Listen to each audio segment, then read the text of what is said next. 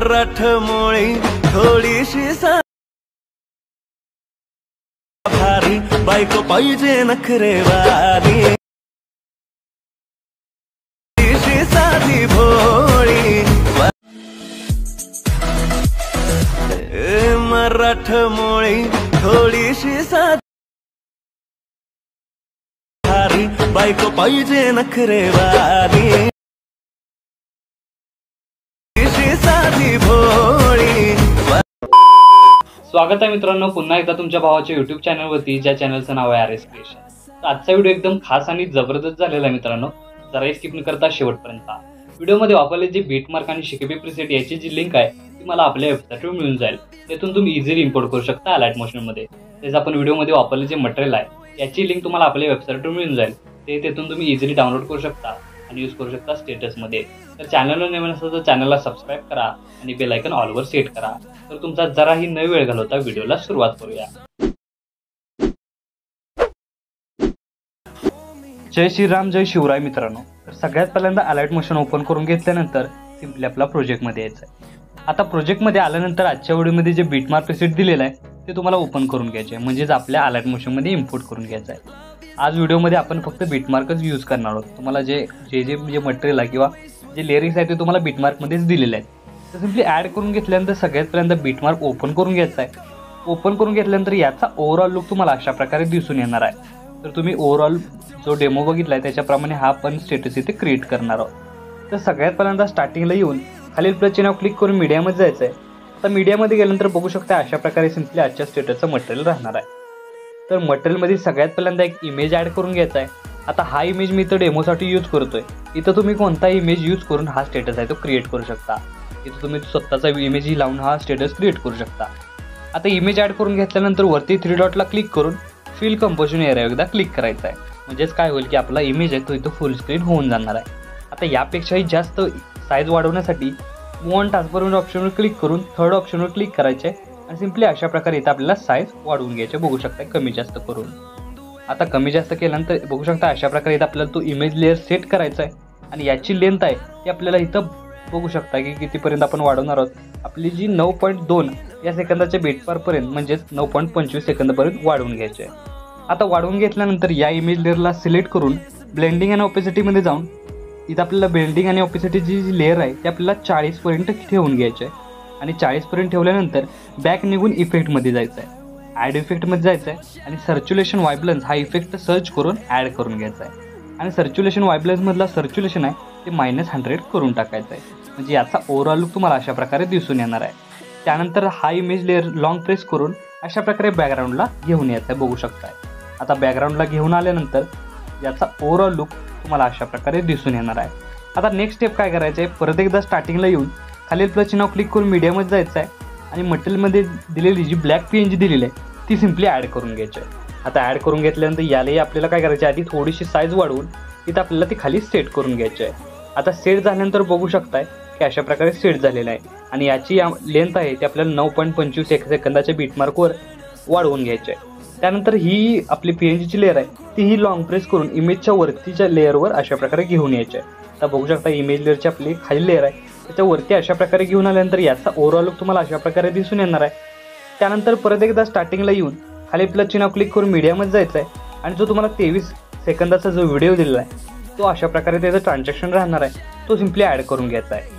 आता ॲड करून घेतल्यानंतर तो सिलेक्ट करून 3 डॉटवर क्लिक करून फिल कंपोजिशन एरिया एकदा क्लिक करायचा आहे आणि त्यानंतर काय करायचं आहे, ब्लेंडिंग ऑप्शनमध्ये जाऊन लाईटनमध्ये जाऊन स्क्रीन करायचे आहे, म्हणजे याचा ओव्हरऑल लुक तुम्हाला अशा प्रकारे दिसून येणार आहे। बॅकग्राऊंडला तुम्ही एक ट्रान्झॅक्शन व्हिडिओ किंवा एक ॲनिमेशन व्हिडिओ बघू शकताय, तो यानेच मिळणार आहे। तर मिळाल्यानंतर 9.25 सेकंदाच्या बीटमार्कपासून तो कट करून घ्यायचा आहे। आता ही लेअर आपल्याला लॉंग प्रेस करून सिंपली अशा प्रकारे बॅकग्राऊंडला येऊन आपल्याला काय करायचं, ग्रुपच्या खालची म्हणजेच आपल्याला ब्लॅक PNGवरती अशा प्रकारे सेट करून घ्यायचे आहे। आता या तिन्ही लेअर सेट झालेले आहेत आपल्या 9.25 सेकंदाच्या बीटमार्कपर्यंत। आता नेक्स्ट काम राहिलेलं आहे, मी जिथं लेअर दिलेले आहेत त्यामध्ये फक्त तुमचं इमेज ॲड करण्याचं। तर सिंपली लेअरमध्ये इमेज ॲड कसा करायचा त्यासाठी तुम्हाला ग्रुप लेअर दिसून येते। ग्रुप 1 लेअरवर क्लिक करून एडिट ग्रुपमध्ये क्लिक करायचं आहे। त्यानंतर तुमच्या पुढे अशा प्रकारे इंटरफेस दिसून येणार आहे। त्यानंतर खालील प्लसचे नाव क्लिक करून मीडियामध्ये जायचं आहे आणि सिंपली मटेरियलमधील एक इमेज आपल्याला ॲड करून घ्यायचे आहे। हे डेमोसाठी यूज केलेत, इथं तुम्ही तुमचा इमेज यूज करू शकता. आता याची लेंथ शेवटपर्यंत वाढवल्यानंतर सिम्पली लॉंग प्रेस करून इथं आपल्याला मधोमध घेऊन यायचे. बघू शकता अशा प्रकारे आपल्याला इमेज आहे तो सेट झालेला आहे. त्यानंतर अशा प्रकारे मूव्ह ऑन ट्रान्सफॉर्म जाऊन साईज कमी जास्त करून तो इमेज आहे तो ॲडजस्ट करायचा आहे. त्यानंतर इथून बॅक निघून यायचा आहे. तर बॅक निघाल्यानंतर बघू शकता याचा ओव्हरऑल लुक तुम्हाला अशा प्रकारे दिसून येणार आहे. त्यानंतर ग्रुप 2 म्हणजे झालं तर बघू शकता ग्रुप 2 आपला अशा प्रकारे तो सिम्पली सिलेक्ट करून एडिट ग्रुपमध्ये क्लिक करायचे.